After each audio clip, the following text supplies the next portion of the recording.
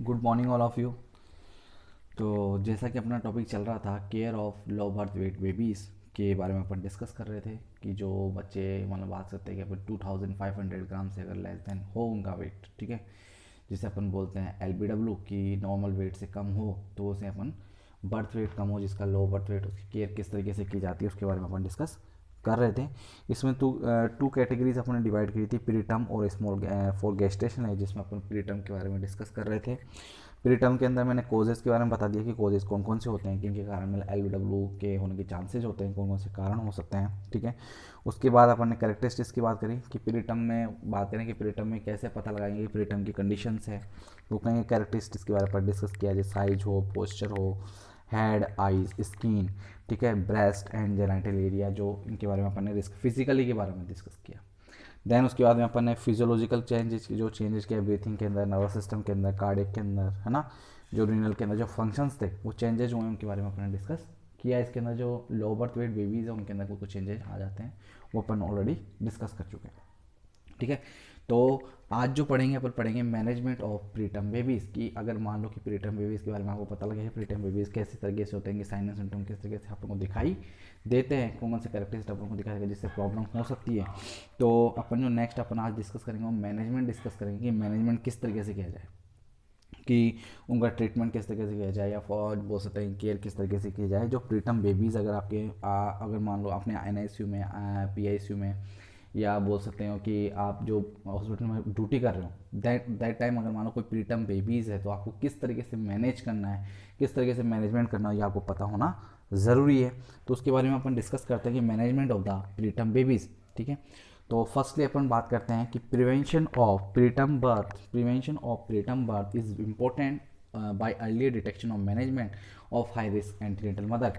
कि प्रीटर्म की बात करें कि मैनेजमेंट से पहले की अपन बात करें कि से पहले सबसे इंपॉर्टेंट होता है प्रिवेंशन करना, कि prevention of the preterm birth is important, सबसे ज़्यादा इंपॉर्टेंट रहता है प्रीटर्म बर्थ। जो प्रीटर्म डिलीवरी हो रही है, प्रीटर्म होने से कि मान लो कोई बेबी डिलीवर हो रहा है या बोल सकते हैं कि एक्सपल आउट हो रहा है, तो उसको पहले से ही क्या करना, प्रिपेयर करना, एक तरीके से प्रिवेंशन देना कि वो लो बर्थ वेट बेबीज़ ना हो। तो सबसे ज़्यादा इंपॉर्टेंट होता है कि प्रीटर्म बर्थ बेबी को क्या करना, प्रिवेंशन करना बाय अर्ली डिटेक्शन, की जितने जितना जल्दी हो सके उतना डिटेक्ट करना, एंड मैनेजमेंट करना हाई रिस्क एंटीनेटल मदर, कि इनके जो बेबी होने हाई रिस्क की कंडीशन है उसको डिटेक्ट करना, उसको पहचानना कि उसकी कोई प्रॉब्लम तो नहीं है, उस चीज़ को जानना और प्रिवेंशन करना, ये सबसे ज़्यादा इंपॉर्टेंट रखता है। देन उसके बाद में अगर हो जाता है हाई रिस्क न्यूनेटल, जो बोल सकते हैं कि एंटीनेटल मदर है, अगर हाई रिस्क की कंडीशन है तो उसको किस तरीके से मैनेजमेंट किया जाए वो इसके अंदर बताया हुआ है, ठीक है। तो वही अपन इसके अंदर डिस्कस करेंगे। तो सबसे पहले अपन बात करते हैं मैनेजमेंट के अंदर तो care of preterm babies at birth, कि सबसे पहले ही बात करते हैं कि जो बेबी बर्थ हो जाता है, बेबी एक्सपेल आउट हो जाता है, तो उस टाइम पे किस तरीके से केयर की जानी चाहिए, प्रीटर्म बेबीज़ की बर्थ होने पर केयर किस तरीके से दी जानी चाहिए। तो सबसे पहले अपन डिस्कस करेंगे बेबी जैसे बर्थ हुआ तो उसकी केयर क्या करना है। तो सबसे पहले है efficient resuscitation and prevention of hypothermia, कि इफ़िशियंट रिससिटेशन का मतलब होता है कि पुनरावृत्ति करना, रिकवर करना उसी कंडीशन में, जैसे नॉर्मल जो बेबीज़ होते हैं, नॉर्मल कंडीशन होते हैं, नॉर्मल टेम्परेचर की बात करूँ, नॉर्मल रेस्पिरेशन की बात करूँ, नॉर्मल कार्डियक फंक्शन की बात करूँ, तो उसी कंडीशन में पुनरावृत्ति करना, तो इफिशियंट रिससिटेशन करना, उसको रिससिटेट करना, एंड प्रिवेंशन ऑफ हाइपोथर्मिया, और बेबी को हाइपोथर्मिया से बचाना है, प्रिवेंट करना है, कि जैसे कोई भी वार्म टॉवल से क्लीन करना है, ड्राई करना है, बच्चे को रेडिएंट वार्म में रखना है, या बोल सकते हैं उसको कम ब्लैंकेट से कवर करके रखना है। तो ये अपन को ध्यान में रखना जरूरी है। तो प्रिवेंशन करना हाइपोथर्मिया, क्या बच्चा जैसे जन्म हुआ तो हाइपोथर्मिया से प्रिवेंट करना है, एंड रिसर्च करना है, एंड कंटिन्यू ब्रीथिंग सपोर्ट में बी नेसेसरी, और आपको बच्चे को क्या करना है, ब्रीथिंग सपोर्ट देना है, बच्चे को क्या करना है, ब्रीथिंग सपोर्ट देना है उसको प्रॉपरली, कि उसको ब्रीथिंग ले सके। एंड नेक्स्ट बात करें कि after stabilisation of the condition, कि अगर मान लो ऐसी कंडीशन ऑफ प्रीटर्म बेबीज़ की मान लो कंडीशन ख़राब है, और कंडीशन ख़राब होने के बाद अगर मान स्टेबलाइज हो जाता है, तो स्टेबलाइज होने के बाद the baby should be transfer NICU and special care with the all precaution. तो बच्चे को कहाँ ट्रांसफ़र करना है, बच्चे को स्टेबलाइज होने के बाद, मान बा सकते हैं कि टेम्परेचर मेंटेन होने के बाद या रिसर्चिटेशन होने के बाद बच्चे को ट्रांसफ़र करता है NICU के अंदर स्पेशल केयर के लिए, for special care with the all precaution, की प्रिकॉशन मेंटेन करें, असेप्टिक टेक्निक यूज़ करें, असेप्टिक मेजर्स यूज़ करें, जिससे बच्चे की जो इन्फेक्शंस हैं जो उनको भी क्या कर सके, प्रिवेंट करें। तो बच्चे को स्टेबलाइज कंडीशन होने के बाद तो बेबी को कहाँ ट्रांसफ़र कर देना है, NICU के अंदर ट्रांसफ़र कर देना। तो ये baby of the care babies की बात करें, जब बर्थ होने पर क्या क्या प्रीटर्म बेबी का जैसे बर्थ हुआ तो अपन को किस चीज़ का ध्यान रखना चाहिए, ब्रीथिंग सपोर्ट देना ज़रूरी है, हाइपोथर्मिया से कंट्रोल करना ज़रूरी है, एंड रिसर्च करना ज़रूरी है। देन उसके बाद बेबी कंडीशन स्टेबल होने के बाद NICU में ट्रांसफ़र करना ज़रूरी है। ये चीज़ अपन को ध्यान में होनी चाहिए। नेक्स्ट बात करेंगे इसमें care at neonatal intensive care unit. Intensive care unit NICU की बात करें कि जो बच्चे की केयर की जाती है, कहाँ पर केयर की जाती है, NICU के अंदर। कि NICU इंटेंसिव केयर यूनिट जो नियोनेटल के इंटेंसिव केयर यूनिट है उस तरह में उसके अंदर किस तरीके से केयर की जाती है वो अपन को पता होना चाहिए। तो सबसे पहले क्या क्या केयर करते हैं उसमें, तो neonatal intensive care unit should be provide the like as intrauterine environment for the preterm neonates. की intrauterine environment, like as a intrauterine environment. कि जो NICUs होते हैं उनमें क्या होते हैं, इस तरीके का इन्वायरमेंट होता है जैसे बेबी एक तरीके से बोलते हैं कि यूट्रस के अंदर है, या बोल सकते हैं कि बेबी जो मदर के एब्डोमेन के अंदर जो यूट्रस में होता है, जो उस तरीके का जो इन्वायरमेंट होता है उस तरीके का इन्वायरमेंट जैसे ही उसी तरीके का इन्वायरमेंट कहाँ पे होता है, NICU के होता है, जिससे बच्चे के इन्फेक्शन होने के चांसेस ज़्यादा बहुत ही कम होते हैं। फॉर द प्रीटर्म न्यूनेट, जो प्रीटर्म न्यूनेट्स होते हैं तो अपने इंट्रा यूट्राइन इन्वायरमेंट की तरह क्या होता है शुड प्रोवाइड करते हैं बच्चे को वो यूनिट है NICU उस तरीके से प्रोवाइड जिसमें इन्फेक्शन ना हो, वार्म हो, रेडिएंट फॉर्म हो, जिससे टेम्परेचर मेंटेन ना हो, जिससे हाइपोथर्मिक कंडीशन ना हो। ठीक है, तो ये सब कुछ मेंटेन करके चलते हैं। तो ये किस में होता है, NICU के अंदर होता है। जो बच्चे को क्या करता है एक तरीके से कौन सा इन्वायरमेंट मिल जाता है, इंट्रा यूट्राइन इन्वायरमेंट मिल जाता है इस तरीके का, जिससे बच्चे से क्या होता है और भी जो कॉम्प्लिकेशंस होने वाला है, जो हाई रिस्क कंडीशन होने वाली है उसको क्या कर सकते हैं, प्रिवेंट कर सकते हैं। ठीक है, तो नियोनेट की जिसे बात करते हैं NICU के अंदर जो शुड प्रोवाइड लाइक इज है intra uterine environment for the preterm unit. जो प्रीटर्म बेबीज है उनके इंट्रा यूट्राइन इन्वायरमेंट की तरह उनको प्रोवाइड किया जाता है यूनिट के अंदर। Protection from infection should be ensure aseptic measures. कि मैंने बताया था कि जो इन्वायरमेंट मिलता है वो अपन बात कर रहे थे कि इन्फेक्शन को बचाने के लिए। ठीक है, तो इन्फेक्शन को प्रोटेक्शन फ्रॉम द इन्फेक्शन को बचाने के लिए and be ensure the aseptic measures के एसेप्टिक मेजर्स यूज़ कर रहे हैं नहीं कर रहे हैं। एसेप्टिक मेजर्स का यूज़ करने का मतलब है कि पेशेंट को टच करने से पहले, टच करने के बाद कोई भी हैंड वॉशिंग करना, सैनिटाइज करना है ना, कोई भी हो तो उसको ग्लव्स पहनना, मास्क पहनना। तो अपन के बच्चे को जो इन्फेक्शन और ट्रांसफर ना हो, हर चीज़ को जो भी इंस्ट्रूमेंट यूज होता है क्लीन, जो भी स्टरलाइजेशन इंस्ट्रूमेंट यूज़ करना, that is the aseptic measures technique. ठीक है, तो इसमें यूज़ करते हैं। Baby can be prone position during care, कि बच्चे की केयर प्रोवाइड करा रहे हैं, बच्चे को केयर दे रहे हैं तो कौन सी पोजीशन होनी चाहिए, प्रॉन पोजीशन होनी चाहिए। जो चेस्ट वाला पार्ट है वो सरफेस एरिया की साइड होना चाहिए, जो बैक वाला पार्ट है वो अप साइड की ओर होना चाहिए, उसे प्रॉन पोजीशन बोलते हैं। तो बेबी की जब केयर प्रोवाइड की जा रही है तो उस टाइम पर प्रॉन पोजीशन होना ज़रूरी है। ठीक है, यहाँ तक समझ आ गया। नेक्स्ट बात करते हैं, थर्ड वन की बात करेंगे, मेंटेन ऑफ ब्रीथिंग। ब्रीथिंग को क्या करना है, मेंटेन करके चलना है। कि मेंटेनेंस ऑफ ब्रीथिंग को मेंटेन करना है। तो मेंटेन करने के लिए अपने क्या जो भी ऑक्सीजन थेरेपी है, और मैंने बताया था जो टैक्टाइल स्टिमुलेशन है, जो मैंने आपको CPR पढ़ाया था कि कार्डियोपल्मोनरी रिसस्टिटेशन या TABC, temperature airway breathing and circulation, जब मैंने पढ़ाया था तो उसके अंदर मैंने बताया था टैक्टाइल स्टिमुलेशन। नियोनेटल रिसस्टिटेशन के अंदर मैंने डिटेल से पढ़ाया था कि टैक्टाइल स्टिमुलेशन क्या होता है, वो प्रोवाइड कराना ज़रूरी है। क्यों, क्योंकि बच्चे के अंदर उसके अंदर क्या होता है, ब्रीथिंग सपोर्ट में मिलता है, बच्चे को प्रॉपरली रेस्पिरेशन आने के चांसेस हो जाते हैं, तो वो भी करना ज़रूरी है। तो देखते हैं, तो respiratory distress is the most common problem on the preterm babies. जो प्रीटर्म बेबीज़ होते हैं उनमें सबसे ज़्यादा जो प्रॉब्लम होती है बच्चों के अंदर वो होती है रेस्पिरेटरी डिस्ट्रेस सिंड्रोम में बोल सकते हैं, या रेस्पिरेटरी डिस्ट्रेस होने के चांसेस ज़्यादा होते हैं। मोस्ट कॉमन प्रॉब्लम होती है प्रीटर्म के अंदर। तो baby should be position the neck slightly extended. तो बच्चे की जो नेक है, जो गर्दन है, जो नेक वाला एरिया, उसको थोड़ा हल्का सा एक्सटेंड करना है। And air passage to clear by the gentle extraction to remove the secretion and feeds. जो बच्चे के अगर मानो कोई फीड्स हो या कोई भी सिक्रेशन हो, उसको बाहर निकालने के लिए अपन किसका यूज़ करते हैं, सक्शन का यूज़ करते हैं, जिससे जो एयर पासेज है, जो बोल सकते हैं ट्रेकिया वाला जो एरिया है, जो ट्रेकिया वाला एरिया है वो क्या हो क्लियर हो सके, जिससे बच्चे को क्या हो सके, प्रॉपरली ऑक्सीजन सप्लाई हो सके, कार्बन डाइऑक्साइड बाहर निकल सके, बच्चों को अच्छे से सांस आ सके। ठीक है, एक तो अपन जिसे बात करें तो प्रॉपरली वेंटिलेशन मिल सके, जिससे बच्चे का रेस्पिरेटरी क्या होता है क्लियर हो जाए, उससे बच्चे के सक्शन के थ्रू, उसका जो सक्शंस के थ्रू की जो भी सिक्रेशन है या बोल सकते हैं इम्यूनिटिक फ्लूइड है या फीड्स है, जो भी क्या होता है उसका निकल सके। और स्लाइटली क्या करना है, अपन को नेक को एक्सटेंड करना है, जिससे एयरवे क्या हो जाए, क्लियर हो जाए, एयरवे क्या हो जाए, क्लियर हो जाए, जिससे बच्चे क्या आसानी से ऑक्सीजन ले सके। Oxygen therapy should be administration, और साथ साथ में क्या करना है, बच्चे को ब्रीथिंग को मेंटेन करने के लिए ऑक्सीजन भी सप्लाई करनी है, ऑक्सीजन भी उसको बच्चे को देनी है, and tactile stimulation can be provided, tactile stimulation करना है अपन को फिंगर हैंड्स के थ्रू, फिंगर के थ्रू, जिससे बच्चे की जो ब्रीथिंग सपोर्ट है वो उसको मिल सके, वो प्रॉपरली ऑक्सीजन ले सके। ठीक है, समझ में आया यहाँ पर। तो बच्चे को ब्रीथिंग को मेंटेन करने के लिए अपन को किसकी जरूरत पड़ रही है, बच्चे को ब्रीथिंग को मेंटेन करने के लिए अपन को, ठीक है, ब्रीथिंग को मेंटेन करने के लिए अपन को ये करना ज़रूरी है। फोर्थ वन की बात करेंगे, maintenance of stable body temperature. Body temperature को क्या करना है, मेंटेन करके रखना है। बॉडी टेम्परेचर को क्या करना है, मेंटेन करके रखना है।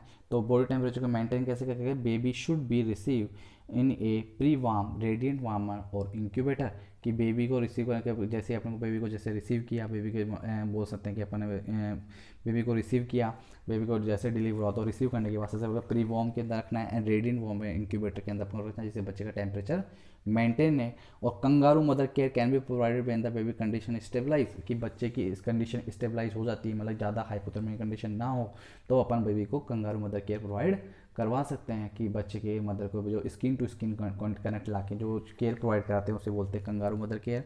वैसे में कंगारू मदर केयर अपना नेक्स्ट टाइप का टॉपिक यही रहेगा कि कंगारू मदर केयर किसे बोलते हैं, उसके बारे में डिटेल से आपको बताऊंगा। तो अपन को बॉडी को टेम्परेचर को मेंटेन करने के लिए कंगारू मदर केयर करवा सकते हैं।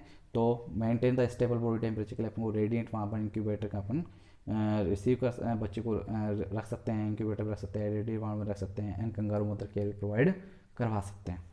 ठीक है, नेक्स्ट बात करेंगे अपन इसको, फिफ्थ वन की बात करते हैं अपन, maintenance the nutrition and hydration, कि बच्चे को न्यूट्रिशन प्रोवाइड कराना, हाइड्रेशन प्रोवाइड कराना, कितना न्यूट्रिशन अपन को देना ज़रूरी है, ये अपन को पता होना चाहिए। तो अपन बात करेंगे डेज के अकॉर्डिंग, कि जो इसके अंदर दे रखा है ml पर kg पर डे, कि कितना ml देना है पर kg के हिसाब से, पर डे के हिसाब से। तो यहाँ पर बात करें कि फर्स्ट एंड सेकंड डेज का जो बेबी होता है, फर्स्ट एंड सेकंड डेज का बेबी होता है, तो उसको 1000 ग्राम से लेस देन 1000 ग्राम, ठीक है। और अगर मान लो कि बात करें यहाँ पर कि अगर 1 से 2 अगर मान लो ये वेट है, ये वाला जो एरिया है कि ये वेट है, अगर मान लो बेबी 1 kg से कम है तब कितना देना है, 1 kg से लेकर और 1.5 kg का हो तो इतना देना है, और मोर देन 1.5 kg का हो तो इतना देना है। ठीक है, तो फर्स्ट से सेकंड डेज की बात करेंगे, पहले दिन दूसरे दिन की बात करेंगे। अगर मान लो 1 किलो से कम है बच्चा, 1 kg 1000 ग्राम से कम का बच्चा है, तो 100 से 120 ml उसको क्या कर देना है, उसको पर डे के हिसाब से उसको न्यूट्रिशन देना है। एंड अगर मान लो 1000 से 1500 ग्राम का हो तो 80 to 100, और मोर देन 1500 ग्राम का बेबी है तो उसको 60 to 100 उसको क्या कर देना है, उसको ml पर kg के फ्लूइड रिक्वायरमेंट देना है। उसको जो न्यूट्रिशन को मेंटेन करने के लिए उसको फ्लूइड, उसको किलो कैलोरी बोल सकते हैं कि 60 किलो कैलोरी पर kg पर डे के हिसाब से उसको प्रोवाइड करवानी है। ऐसे ही थर्ड एंड फोर्थ की बात करें कि third day and fourth day का बेबी है तो उसको अगर मान लो 1 kg से ग्राम से लेस देन है तो 130 से 140, ठीक है। अगर 1000 से 1500 ग्राम का बेबी है तो 100 to 120 ml पर kg के हिसाब से, एंड मोर देन 1500 ग्राम का तो 90 to 100 ml अपन को उसको फ्लूइड रिक्वायरमेंट करनी है। ऐसे ही फिफ्थ एंड सिक्स की बात करें तो फिफ्थ एंड सिक्स की अगर मान लो 150 160 देना है, अगर 1 kg से भी लेस देन हो, 130 140 देना है, 1000 से 1500 का बेबी हो, और 110 से लेकर 120 ml अपन को देना है अगर मोर देन 1500 ग्राम से अगर ज़्यादा का बेबी हो। ठीक है, ऐसे ही अपन बात करें सेवन्थ एंड एट डे की तो 170 से 180 देना है, 150 से 160 देना है, और 130 से 140 देना है अपन को मोर देन 1000 से ज़्यादा।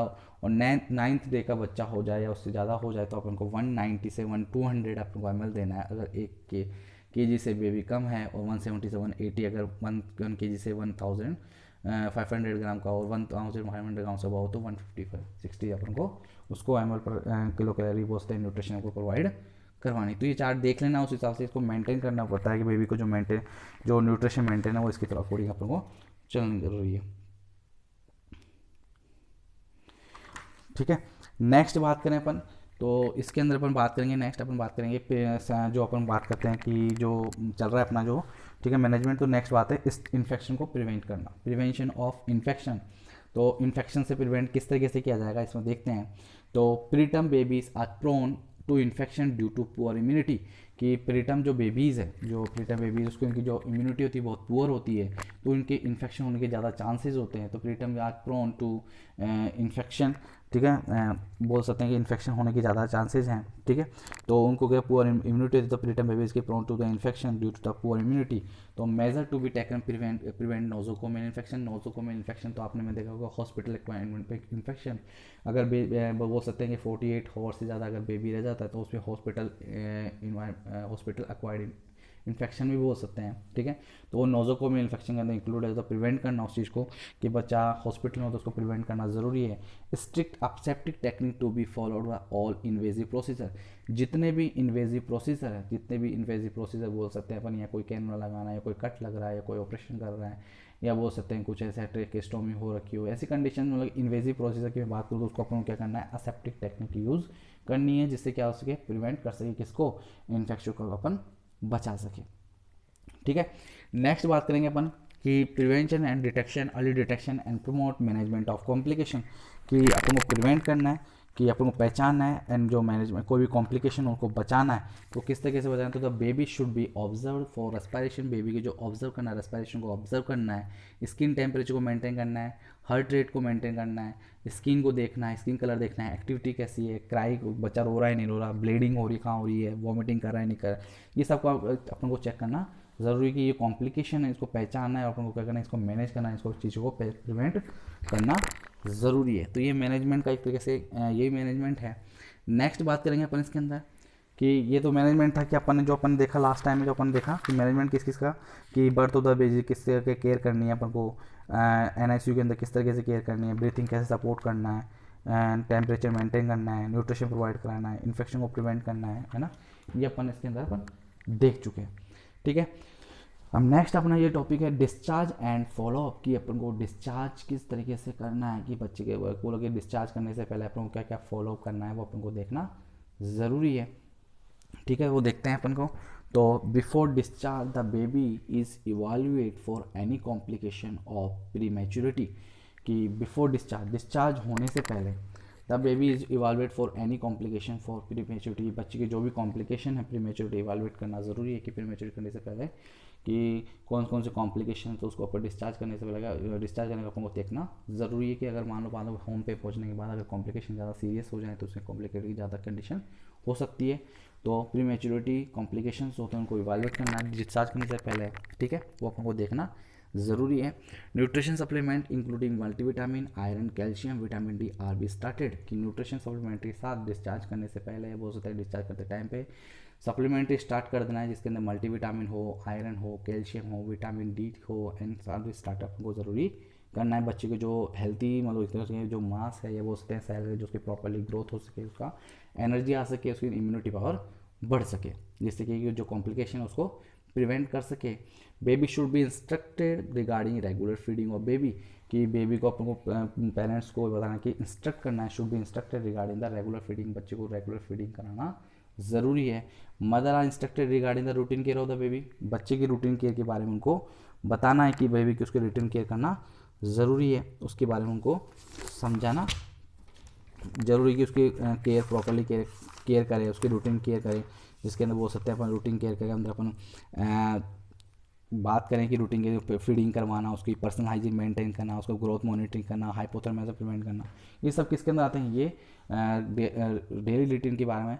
नेक्स्ट बात करेंगे all the danger sign are explain to the parents in detail, बच्चे को जो भी डेंजर साइन है उसके बारे में मदर्स को, पेरेंट्स को एक्सप्लेन कराना है। जैसे कि बात करें अपन की फीडिंग डिफिकल्टी आ रही हो, टेकिपनिया कंडीशन हो रही हो, कन्वर्जन आ रहे हो, ठीक है, हाइपोथर्मिया की कंडीशन आ रही है, ये डेंजर साइन है, इसके बारे में पेरेंट्स को बताना कि अगर ऐसे साइन आते हैं तो आपको तुरंत ही आपको हेल्थ केयर फैसिलिटी बोल सकते हैं हॉस्पिटल या डॉक्टर को इन्फॉर्म करना ज़रूरी है, ठीक है। तो ये बताना है डिस्चार्ज होने से पहले। Follow-up should be planned within the 3 से 7 days of discharge to ensure that baby adjusted in home environment, कि आपको फॉलोअप शुड बी प्लान करना है 3 से 7 days ऑफ डिस्चार्ज, कि डिस्चार्ज करने follow up the should be plan, आपको प्लान करना है कि with in the 3 and 7 days के अंदर डिस्चार्ज करने से पहले आपको प्लान करना है ensure that baby adjusted home environment, कि बच्चा होम इन्वायरमेंट में एडजस्ट हो सकता है या नहीं हो सकता, तो डिस्चार्ज से पहले से प्लान करना ज़रूरी है। अगर नहीं हो सकता तो बच्चे को हॉस्पिटल में रखना ज़रूरी है, परफेक्ट होने के बाद ही उसे डिस्चार्ज करना ज़रूरी है। समझ में आ गया। तो डिस्चार्ज कौन कौन से फॉलो अपन को यूज़ करना है। नेक्स्ट बात करते हैं strategies to reduce incidence of LBW babies की एक तरीके से बात कर सकते थे कि इंसिडेंस होगा कि इनको रोक सकें, कि LBW को रोक सके, प्रिवेंट कर सके, तो कौन कौन से पॉइंट्स हैं या बोल सकते हैं कौन कौन से स्ट्रेटेजीज है उसको, जिसको रिड्यूस कर सके इंसिडेंट्स को या प्रिवेंट कर सके कि LBW बेबीज़ ना हो, वो कौन कौन से कंडीशन है उसके बारे में अपन देखते हैं। तो provide the optimal nutrition health care girls children through out the life cycle, की लाइफ साइकिल में वो कि स्टार्टिंग में जब बेबी होती है उनको सबसे पहले न्यूट्रिशन प्रोवाइड कराना। Provide the nutrition optimal health care girls, जो बस होते हैं बच्चियाँ वो होते हैं जो गर्ल्स होती है, जैसे स्टार्टिंग में जो उनकी लाइफ साइकिल जैसे स्टार्ट होती है तभी से उनको क्या करें न्यूट्रिशन प्रॉपरली देना स्टार्ट करें, जिससे कि जो बेबीज़ होने वाले हैं वो LBW ना हो। Avoid early marriage and teenage pregnancy, की अर्ली मैरिज की बात करें कि 17 साल 18 साल 19 साल के बेबी जो गर्ल्स होती है उनकी शादी नहीं करनी चाहिए, थोड़ा लेट करना चाहिए। तो अवॉइड अर्ली मैरिज, जल्दी शादी नहीं करनी है। एंड टीन एज प्रेगनेंसी, और बचपन बोल सकते हैं कि छोटी उम्र के अंदर इनको प्रेग्नेंट होना नहीं चाहिए, या बोल सकते हैं छोटी उम्र के अंदर प्रेगनेंसी नहीं होनी चाहिए, जिससे क्या होती है LBW बच्चे नहीं होंगे। Provide pre pregnancy health checkup, general nutrition guidance and essential vaccines, की प्रोवाइड कराना है प्री प्रेगनेंसी हेल्थ चेकअप, कि प्रेगनेंसी होने से पहले चेकअप करवाना ज़रूरी है कि कंडीशन ठीक है कि प्रेग्नेंट हो सकती है नहीं हो सकती है, प्लान करें तो उससे पहले जो न्यूट्रिशन की चेक कराना ज़रूरी है। जनरल एंड न्यूट्रिशन गाइडेंस के बारे में जानना ज़रूरी है। एंड एसेंशियल वैक्सीन, जो वैक्सीन्स लगती है वो लगाना ज़रूरी है। ठीक है। Ensure inter pregnancy interval at least 3 year, की जो भी प्रेगनेंसी जो इंटरवल है फर्स्ट एंड सेकंड की बात करें तो उनमें एटलीस्ट 3 ईयर का जो गैप है वो जो होना ज़रूरी है, जिससे कि जो नेक्स्ट जो प्रेगनेंसी होने वाली है, जो नेक्स्ट डिलीवरी होने वाली है, बेबी होने वाला है, तो LBW ना हो। Provide optimal and good quality antenatal care for all pregnant women, कि बच्चे को क्या good quality antenatal care provide के, या बोल सकते प्रेग्नेंट जो वुमेन है उसको एंटीनेटल केयर अच्छे से मिले, उसको प्रोवाइड किए, जिससे न्यूट्रिशन सप्लीमेंटेशन पूरा कंप्लीट मिले, जिससे बच्चे क्या ना हो LBW ना हो। Avoid smoking tobacco chewing and substance abuse specially during pregnancy, mother को अवॉइड करना है स्मोकिंग एंड टोबैको एंड जो भी सब्सटेंस है, जो अभी सब्सटेंस स्पेशली ड्यूरिंग प्रेगनेंसी अपन को अवॉइड करना, जिससे बच्चे को इफेक्ट ना पड़े, ना कॉम्प्लिकेशंस ना हो, जिससे कि डिलीवरी कराना ज़रूरी हो, जगह प्री टाइम डिलीवरी होने के चांसेस हो सकता है, ऐसी चीज़ें अपन को नहीं करनी चाहिए यूज़। ठीक है। Avoid physical labour, emotional stress and sex during the third trimester. Avoid the physical labour, physical labour का मतलब है कि कोई भी एक्सरसाइज फिजिकल लेबर, कोई भी सामान उठाना, ये चीज़ क्या करना है, रिमूव करना है। इमोशनल स्ट्रेस, टेंशन बिल्कुल नहीं लेनी है, हार्मोनल चेंजेज हो जाते हैं। एंड साथ बात करें कि सेक्सुअल इंटरकोर्स नहीं करना है ड्यूरिंग द थर्ड ट्राइमेस्टर में सेक्सुअल इंटरकोर्स बिल्कुल भी नहीं करना है। बात माने तो जैसे कि बात करें तो पूरी प्रेगनेंसी के अंदर ही नहीं करना चाहिए, तो इसके चांसेस होते हैं कि अर्ली प्रेगनेंसी होने के चांसेस जल्दी हो जाते हैं। ठीक है, मतलब हो सकता है डिलीवरी होने के चांसेस ज़्यादा होते हैं, तो प्री टर्म डिलीवरी के चांसेस ज़्यादा बढ़ जाता है, तो ये नहीं करना चाहिए, सेक्सुअल इंटरकोर्स नहीं करना ड्यूरिंग द थर्ड ट्राइमेस्टर। ठीक है, तो ये स्ट्रेटेजीज है, ये बोल सकते हैं कि प्रिवेंशन के कई पॉइंट्स है, जैसे अपन को इंसिडेंट्स को रोक सकते हैं LBWs। नेक्स्ट बात करें अपन स्मॉल फॉर डेट्स बेबीज, मैंने बताया था स्टार्टिंग में पढ़ा अपन ने डिस्कस किया था, जो LBW है उसके अंदर 2 चीज़ पड़ी थी, प्रीटर्म बेबीज और एक पढ़ा था स्मॉल फॉर डेट्स बेबीज, की इंट्रायूट्राइन ग्रोथ रिटार्डेशन, तो इसके बारे में हमने डिस्कस किया था। ये कौन कौन से होते हैं इसके बारे में अपन देखते हैं। ठीक है, इंट्रायूट्राइन ग्रोथ रिटार्डेशन कौन से होते हैं, ये बोलते हैं इसके अंदर मैं बात करूँ सिंपली वर्ड के अंदर बताऊँ तो जो इंट्रायूट्राइन की बात करें, ठीक है, तो उसे बोलते हैं जो बेबी जो birth weight fall below the 10 percentile on intrauterine growth curve known as the small for date, यानी स्मॉल फॉर गेस्टेशन एज कहलाता है कि 10 परसेंटाइल। ठीक है, तो इसके बारे में अपन डिस्कस करेंगे। स्मॉल फॉर डेट्स क्या होते हैं, वैसे ज़्यादा इंपॉर्टेंट नहीं है, इंट्रायूट्राइन ग्रोथ फिर भी देख लीजिए। The babies as intrauterine growth retardation are found at different 3 types के होते हैं। कौन कौन से होते हैं, इसमें पहला होता है malnourish small for date babies and hypoplastic small for date babies and mix. तो मालन्यूरिश के अंदर मैं बात करूँ कि फर्स्ट जो स्मॉल फॉर डेट्स के अंदर जो बेबीज़ है इंट्रायूट्राइन ग्रोथ रिटार्डेशन के अंदर जो फर्स्ट जो होता है मालन्यूरिश होता है, तो मालन्यूरिश में क्या होता है कि जो सेल साइज है उसका क्या होता है, साइज का रिडक्शन होता है, छोटी साइज के होते हैं पर नंबर के अंदर कोई चेंजेस नहीं आता, वो होता है malnourish small for date babies. तो there is the reduction of cell size but not cell number, कि जो सेल साइज है उसके अंदर रिडक्शन आता है पर नंबर के अंदर कोई रिडक्शन नहीं आता, उसे बोलते हैं malnourish small for date babies बोलते हैं। क्या बोलते हैं उसको, malnourish small for date babies बोलते हैं। Resulting in small for malnourish babies, इसके अंदर जो इसे बोलते हैं अपन स्मॉल एंड मालन्यूरिश बेबी बोलते हैं, such as baby look marasmic, marasmus type का दिखाई देता है, लेस सबक्यूटेनियस फेट होता है, फेट बिल्कुल कम होता है, एंड पुअर मसल मास होता है, बहुत ही कम मास होता है। ऐसे बच्चे को बोलते हैं माल न्यूरिश स्मॉल फॉर बेबीज बोलते हैं। ठीक है। हाइपोप्लास्टिक स्मॉल फॉर बेबीज, इसमें तो क्या होता है, इसमें इनकम्प्लीट डेवलपमेंट होता है टिश्यू एंड ऑर्गन का, प्रॉपरली डेवलप नहीं हो पाता है। इसके अंदर क्या होता है, इसके अंदर जो incomplete development tissue and organ, reduction the number of baby cells, जो सेल्स का नंबर है वो रिड्यूस होता है। इसमें साइज का कुछ रिड्यूस नहीं होता, पर इसमें नंबर्स का रिड्यूस होता है, reduction of the number of the baby cell resulting of hypoplastic small for dead babies में, इसे क्या बोलते हैं, hypoplastic small for dead babies. इसमें इनकम्प्लीट जो डेवलपमेंट है, बोल सकते हैं कि डेवलपमेंट जो टिश्यू एंड ऑर्गन का है वो प्रॉपरली नहीं हो पाता है। मिक्स की बात करें तो reduction of the both cell number and size, दोनों का हो जाता है, साइज का भी होता है, नंबर का भी, और दोनों का रिडक्शन होता है, उसे मिक्स बोलते हैं। Mix small for intrauterine growth retardation, तो reduction of the both cell number and size leading to mix small for dead babies, उसे क्या बोलते हैं, स्मॉल फॉर डेड बेबीज बोलते हैं।